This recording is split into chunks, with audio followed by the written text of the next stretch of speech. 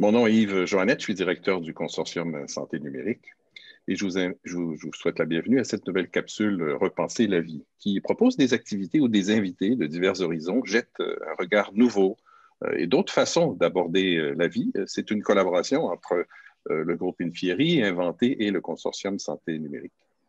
C'est donc une discussion au carrefour des technologies numériques, de la santé, de l'innovation responsable. Ces rencontres permettent de rassembler des invités de divers horizons pour jeter une lumière nouvelle sur des questions d'actualité. Aujourd'hui, nous avons des invités qui vont nous permettre de discuter de la complexité du défi numérique à l'interface entre les impacts et ses avantages, mais également ses liens avec la crise écologique et l'intérêt de développer des trajectoires pour arrimer ces deux transitions. Donc, je vous présente nos deux invités.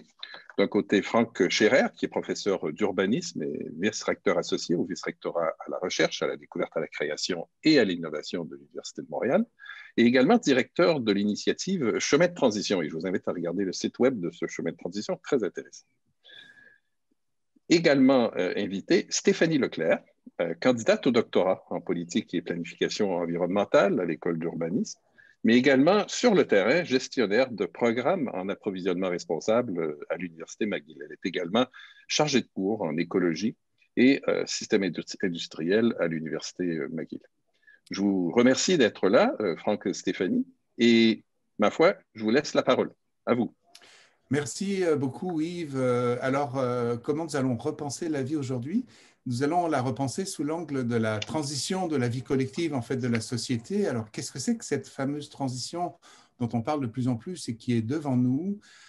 C'est tout simplement prendre conscience que les impacts de la crise environnementale planétaire que nous connaissons, qu'il s'agisse des changements climatiques, de la chute de la biodiversité ou encore d'un épuisement des ressources naturelles, vont avoir un tel impact sur nos sociétés qu'elles vont les transformer à l'échelle de peut-être 20, 30 ans, de telle sorte que dans 20, 30 ans, nous allons vivre de façon complètement différente, quoi qu'il arrive. Et finalement, ce qui nous reste un peu à savoir, c'est est-ce qu'on va entièrement subir ces changements ou est-ce qu'on va être capable de les choisir? Alors, le numérique, là-dedans, bien, le numérique, d'une part, on n'y pense pas souvent lorsqu'on parle de transition écologique. On n'associe pas du tout les deux termes. C'est un peu ce qu'on va faire aujourd'hui. Le numérique peut fortement nous aider à aborder ces enjeux de la transition, de cette transformation profonde, à condition qu'on sache se prémunir des excès du numérique et en particulier de son empreinte environnementale. Peut-être, Stéphanie, tu peux en dire un peu plus justement sur ce sujet. Oui, merci Franck. Moi, c'est quelque chose que j'étudie depuis quelques années déjà et c'est clair que d'emblée, on sent bien l'attrait des humains pour le numérique. Il y a une disposition très favorable, très positive au numérique. Et puis, on peut s'imaginer toutes sortes d'innovations, des nouvelles technologies qui vont favoriser la transition environnementale. Le problème, c'est que le numérique, c'est un peu un couteau à deux tranchants. Ça peut faire partie de notre coffre à outils, mais il y a aussi des impacts qui viennent avec ça. Si on pense au flux de matière, au flux d'énergie, aux impacts sociaux et environnementaux de tout l'ensemble du numérique, c'est quand même énorme. On pense juste en termes de GES que ça représente à peu près 4 des GES. Donc, oui, le numérique fait partie de la solution, mais c'est aussi un défi même de la transition de gérer le numérique. Je vais vous donner un exemple très, très concret, très simple. Moi, je suis abonnée à des infolettres sur la transition. Je trouve ça génial, ça m'apporte des nouvelles informations, des choses qui sont utiles à ma recherche, mais en même temps, je ne connais pas l'empreinte environnementale de toutes ces infolettres-là, de toute cette information-là qui vient dans ma boîte de courriel. Donc, est-ce que les serveurs à l'autre bout utilisaient une énergie qui était propre? Les centres de données qui ont acheminé l'information, est-ce qu'on connaît l'impact de tout ça? C'est vraiment pas clair. Donc, je pense que dans une perspective de transition puis d'arrimage du numérique avec la transition environnementale, il faudrait que l'ensemble des acteurs du numérique soient au courant, aient pleine conscience, qu'il y ait une connaissance de la pleine mesure du bilan social et environnemental de tout le numérique. Donc, les acteurs, pour moi, c'est les législateurs, les consommateurs, les manufacturiers, les institutions aussi. Donc, c'est en connaissant tous ces impacts-là qu'on va arriver à prendre des meilleures décisions, faire des meilleurs choix et puis faire en sorte que la réconciliation donc de cette transition avec le numérique soit possible. Mais je pense qu'il y a vraiment beaucoup, beaucoup d'informations à connaître, plus de détails. L'impact environnemental n'est pas connu. Je pense des fois, je compare avec l'alimentation. En alimentation, on connaît quand on achète un produit, on sait, il y a une fiche nutritionnelle. On n'a pas ça pour le numérique, pour nos appareils électroniques encore. Il faut faire des recherches, on peut trouver un peu d'informations, mais ce n'est pas standardisé encore. Et puis, notre facture numérique à chaque mois, ça nous vient en gigaoctets, puis ça nous vient en dollars, mais ça ne vient pas en GES. Donc, oui, il y a beaucoup d'informations encore à avoir. Il faudra avoir plus de transparence. Puis finalement, ça devient la responsabilité de tout le monde. Je pense qu'il y a plein d'interventions qui sont possibles. Absolument. Puis il y a vraiment deux enjeux derrière cette question-là. Celui que tu viens d'évoquer, c'est le fait qu'il y a un impact environnemental à cette croissance exponentielle du numérique, parce qu'on parle d'aujourd'hui.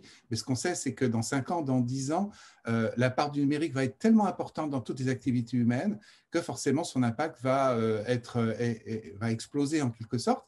Et bien sûr, il ne faut absolument pas sacrifier les promesses de l'innovation. Demain, le numérique va nous permettre de mieux savoir comment produire de l'alimentation, pour prendre ton exemple, en ayant moins d'intrants, gérant beaucoup mieux l'eau de façon plus efficace, ou par exemple, va nous permettre de suivre en temps réel avec des images analysées par intelligence artificielle, les émissions de GES ou la crise de la biodiversité à tel ou tel endroit. Ça, c'est les promesses, mais c'est un peu la tête d'épingle aussi, parce qu'à côté de ça, il y a tout le coût caché environnemental du moins de nos gestes. Et pour prendre juste un exemple, en 10 ou 15 ans, les logiciels de base dont nous nous servons pour écrire ou pour faire des tableaux statistiques, par exemple, ont multiplié par 100 leur impact environnemental, simplement par obésité des logiciels, alors qu'en fait, on écrit avec le même type de fonction qu'il y a 10 ou 20 ans sur un ordinateur. Il n'y a pas eu de gain. Donc, c'est ça qu'il faut arriver à concilier, la promesse et l'impact du numérique, et ce, dans cette perspective d'un futur très incertain. Où est-ce qu'on sera dans 20 ans,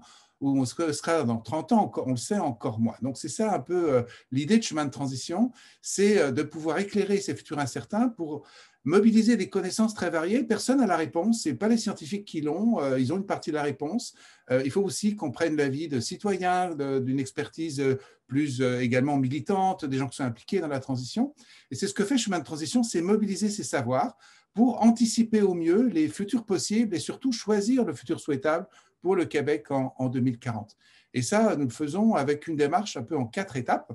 Donc, la première étape, c'est d'identifier justement des futurs possibles. Pour ça, on identifie des tendances plus ou moins lourdes, plus ou moins émergentes, parfois même des tendances des innovations qu'on ne connaît pas encore, en se disant que demain, elles seront importantes. Et on essaye, avec ces tendances, ce diagnostic en quelque sorte du futur, d'identifier plusieurs futurs possibles. Parce que ce qui est important, puisqu'on ne peut pas le prédire, c'est d'explorer ces futurs possibles avec des méthodes de scénarios. Ces scénarios, ensuite, ils sont soumis à la discussion à travers des ateliers participatifs qu'on appelle des ateliers de co-design prospectif.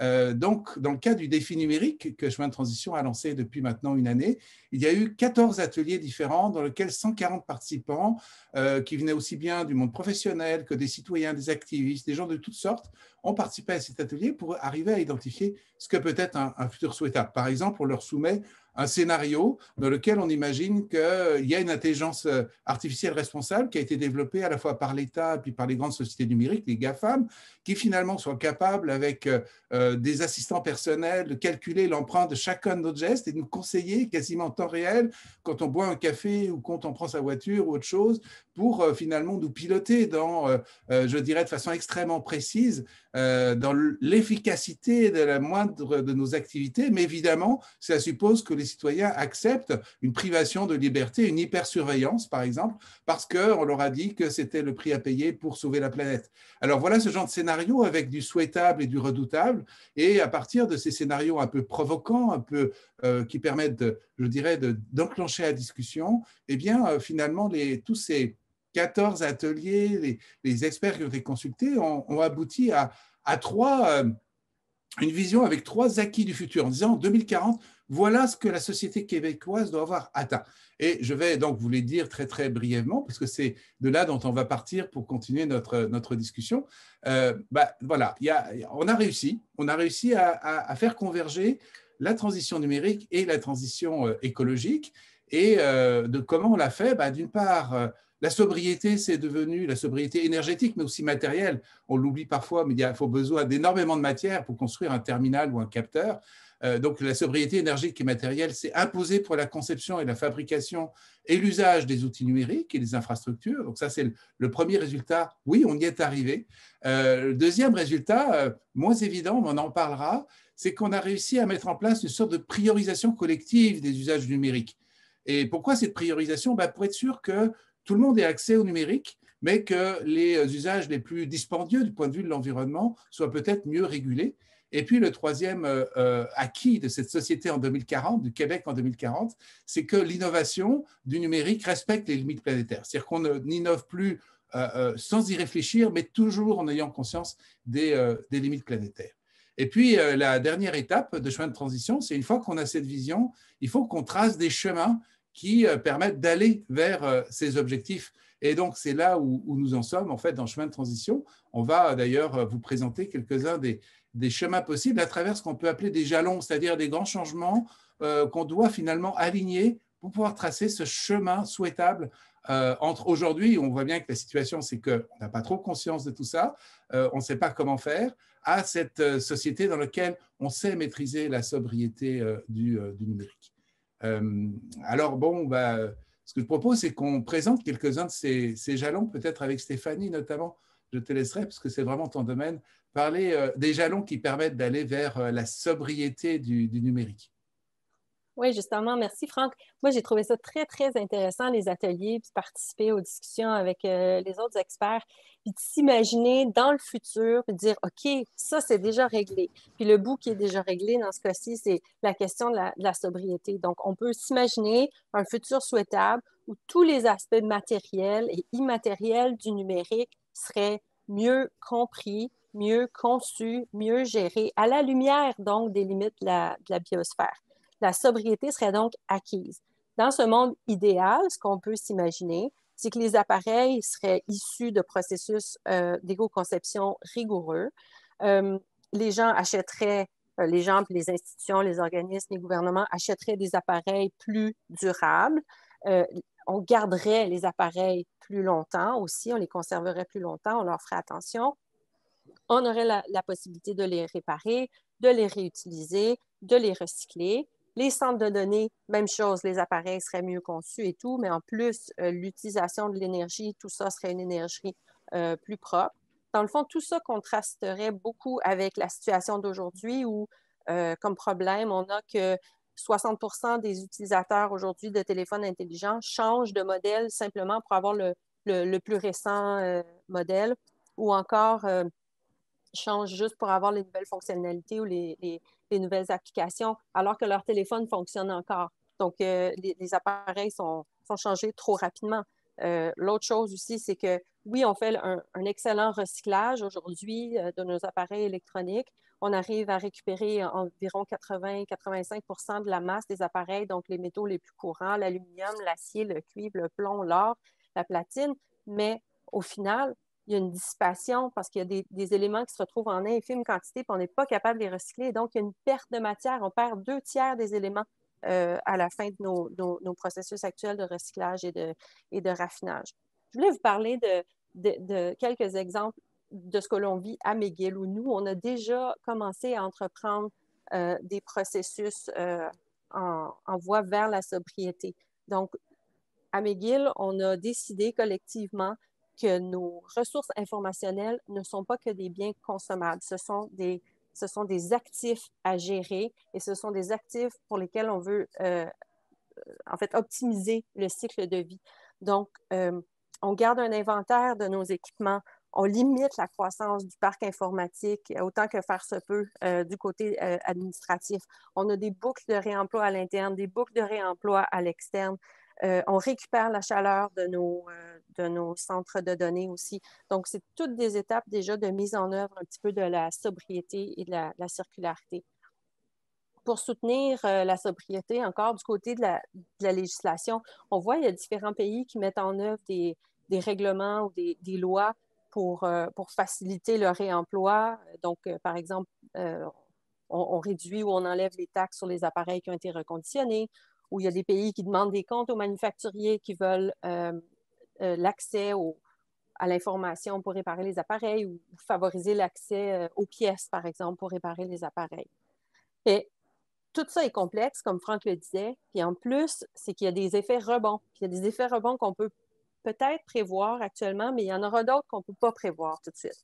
Donc, un effet rebond potentiel, c'est que déjà, on entend beaucoup parler de la modularité. Ah, on pense que quand les appareils sont modulaires, ils sont plus facilement réparables. Mais il se trouve, si on entend parler des manufacturiers, il se trouve que les appareils qui sont plus modulaires sont aussi plus faciles à briser.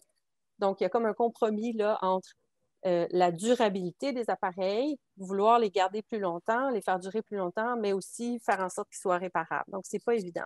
Puis aussi, les appareils qui sont modulaires, bien, ils ont plus de connecteurs. Fait que là, les manufacturiers nous disent, bien, oui, on peut faire des appareils modulaires, mais il y aura un coût environnemental à ça. Il y aura une facture environnementale, une empreinte écologique additionnelle au départ quand l'appareil va sortir de chez le manufacturier. Mais bon, ce qui est positif dans tout ça, c'est quand même les manufacturiers, ils travaillent, sont engagés dans les activités d'éco-conception, ils participent à des activités ou à des certifications puis des programmes d'éco-label et tout. Puis il y a quand même une compétition positive là, en matière de performance sociale et environnementale. Donc, dans le fond, pour arriver à notre acquis de sobriété, il y aura des changements importants à apporter chez les consommateurs, les citoyens, les organisations, du côté des législateurs et tout. Puis on aura besoin possiblement d'un changement de valeur chez nos plus jeunes, hein, qui vont devoir comprendre qu'il y a un coût important environnemental à tout ce qu'on achète et tout ce qu'on utilise dans le numérique. Et puis aussi, je pense qu'il va falloir, du côté de l'innovation, trouver des modèles d'affaires qui sont compatibles avec la sobriété. Je pense à comment on nous pousse à changer de téléphone. C'est un modèle économique qui est en place, une façon de faire un modèle d'affaires qui est connu, qui est courant, mais de trouver des façons ou des modèles d'entreprise qui seraient plus compatibles avec la sobriété. Il va falloir développer tout ça aussi. Oui, c'est à la fois très positif, mais en même temps, on voit que c'est tout un chemin à opérer. Et tu parlais des plus jeunes qui pouvaient ne pas avoir conscience, effectivement, que changer de téléphone avait un tel impact, mais en fait, c'est tout le monde. Et sur l'acquis de la priorisation collective, c'est encore plus compliqué parce que c'est sur les usages. Et là, les usages, on nous vend l'usage illimité du numérique. On nous dit qu'il n'y a pas de limite, il y a une sorte d'idée d'abondance du numérique. Qui est prégnante pour tout le monde. Et ce qui est paradoxal, c'est qu'en même temps, il y a encore au Québec 10% de la population qui n'a pas accès à l'Internet haute vitesse dans des conditions correctes. Et on a aussi toute une partie de la population qui, même s'il y a accès, ne sait pas vraiment servir du numérique. C'est ce qu'on appelle la fracture à la fois spatiale, territoriale et puis sociale du numérique. Cette question de priorisation collective, elle est très contre-intuitive aujourd'hui, c'est-à-dire en disant est-ce qu'il faut limiter les usages numériques, comment on peut rendre ça possible. Je prendrai une image pour essayer de mieux faire comprendre cet enjeu-là. Je vais me servir d'un autre exemple qui est celui de l'eau. Au Québec, nous sommes dans un pays où l'eau est très abondante. Hein. Le Canada a une partie très importante des réserves d'eau douce de la planète. Donc, on a l'impression qu'il n'y a pas de problème avec l'eau, mais pourtant, une grande majorité des Québécois ont atteint ce niveau qu'on voudrait atteindre pour le numérique, c'est avoir conscience que l'eau est une ressource limitée. Elle n'est pas limitée parce qu'on n'en a pas assez, elle est limitée parce que quand on s'en sert, on salit l'eau, on la pollue, et donc ça a un impact sur les milieux. Ben, le numérique, c'est ça. C'est sûr qu'il n'y a pas de limitation, en quelque sorte, au numérique, mais il y a une limitation qui est posée au fait que l'empreinte du numérique, le sale du numérique sur l'environnement, en quelque sorte, comme le sale de l'eau, là, c'est quelque chose dont il faut prendre conscience. Et donc, on a conscience dans le domaine de l'eau que l'on peut effectivement, on doit être relativement modéré dans les usages de l'eau. Et en même temps, l'eau est un service essentiel. Et donc, le numérique peut devenir un service essentiel pour que tout le monde ait accès au haut débit avec une quantité suffisante pour des usages essentiels, mais que les usages les plus consommateurs, comme par exemple les grandes consommations d'eau, puissent faire par exemple l'objet d'une écotaxe et qu'il y ait une agence, comme une agence de l'eau, comme il y a dans beaucoup de pays, appliquer le principe pollueur-payeur au numérique comme dans le domaine de l'eau. Donc, c'est le même type de problématique auquel il faut aboutir. De mon côté, moi, je pense que l'arrimage numérique, du numérique puis de la transition écologique, c'est tout à fait possible. mais ça va prendre donc une démarche très transparente, itérative, collaborative. L'avantage, comme je disais tantôt, c'est qu'il y a plusieurs points d'intervention et que c'est une responsabilité partagée. Ça complexifie, mais en même temps, ça répartit le fardeau, je pense, parmi les acteurs, ce qui est correct aussi. Mais je pense vraiment que ça va prendre un certain courage. Il faut regarder les choses en face. Il faut documenter, quantifier, communiquer et gérer les impacts du numérique pour en faire un allié de la transition. Et ça, ce n'est pas encore gagné. En tout cas, c'est ce que nous essayons de faire avec Chemin de Transition. Je crois que tu as employé les bons mots, c'est-à-dire c'est faire face à l'avenir. Je veux dire, il ne faut pas se mettre la tête dans le sable. Il ne faut pas non plus céder au catastrophisme. Il faut être capable de se dire qu'on peut choisir notre avenir et qu'on peut effectivement avoir cette appropriation collective. Chemin de Transition a déjà mobilisé avec des ateliers citoyens, des ateliers de co-design, des groupes d'experts. On a déjà réalisé toute une partie donc, du chemin, de la démarche. Actuellement, il y a justement ce groupe d'experts qui va aligner ses jalons pour proposer au moins 2 chemins. D'ici décembre 2021, nous allons pouvoir offrir à Société québécoise les éléments d'un débat éclairé sur son futur et sur la place du numérique dans la transition écologique. Et d'ailleurs, j'invite tous ceux qui sont intéressés à contacter Chemin de Transition s'ils souhaitent participer activement. Il y a encore des activités grand public ou en tout cas avec toute une série d'activités largement ouvertes qui vont avoir lieu, et vous pouvez aussi vous inscrire à notre infolette pour être informé des activités et des livrables de la démarche Chemin de Transition. Merci. Merci à vous deux pour cette réflexion vraiment à l'interface du numérique dans lequel nous sommes tous plongés. La preuve, c'est qu'on utilise le numérique pour pouvoir avoir cette discussion. Et la transition écologique qui est certainement pas en mode pause, hein, et que nous devrons négocier et que nous devons négocier plutôt que plus tard. Alors, si j'ai bien compris, à vous écouter, si j'ai bien saisi, on pourrait dire que malgré le fait que le numérique est important, même en soutien à la transition écologique, il faut être conscient des impacts majeurs, puis la plupart du temps insoupçonnés du numérique sur l'utilisation des ressources et sur notre environnement. Ce qui fait que ça exige des choix de société et de transition dans nos cultures, nos pratiques de toutes sortes et qui inclut par exemple les pratiques commerciales. Bref, dans ce cas-ci, comme dans la plupart des cas, repenser la vie, ce n'est pas unidimensionnel. Il y a toutes sortes de dimensions à prendre en considération. Donc, encore une fois, merci à vous deux et à vous toutes et toutes, tous qui regardez cette capsule. Merci aux organisatrices. Et je vous invite d'ailleurs à suivre les prochaines activités de cette série Repenser la vie. Merci.